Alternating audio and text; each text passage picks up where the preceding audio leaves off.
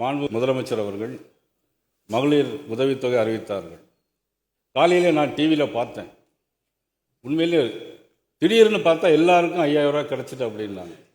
மாண்புமிகு முதலமைச்சர், நானும் பார்த்தேன். நீங்கள் பேட்டி தந்தீங்க. இது சம்பந்தம் சொல்லும் போது மோடி மஸ்தான் மாதிரி வேலை இருக்க அப்படி நீங்களே சொல்லியிருக்கீங்க. நான் பிரதமரை சொன்னாரா என்பது எனக்கு சந்தேகம் வந்து சொல்கிறேன். நீங்கள் மோடி மஸ்தானே சொல்லியிருக்கீங்க.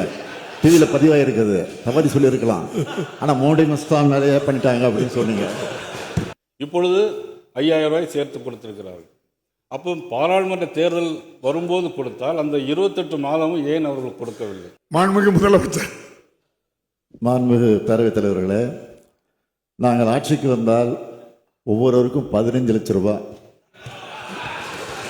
அது என்னாச்சு? அது சொல்லிட்டு இதெல்லாம் சொல்லுங்க, நல்லா இருக்கும்.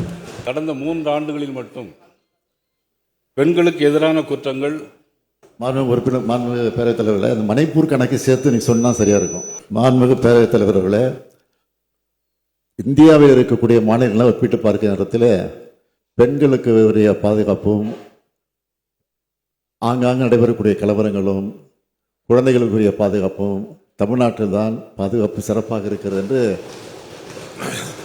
உங்களுடைய ஒன்றிய அரசு தந்திருக்கக்கூடிய குறிப்பே தெளிவாக தந்திருக்கிறது. பாஜக ஆளுகிற மாநிலங்களில் தான் இன்றைக்கு கலவரங்களும் பெண்களுக்கு பாதுகாப்பு இல்லாத சூழ்நிலையும் இருக்கிறது என்பதையும் ஆதாரங்களோடு நான் விளக்குவது தயாராக இருக்கிறேன். அதை ஏற்றுக்கொள்ள உறுப்பினர் தயாராக இருக்கிறார்.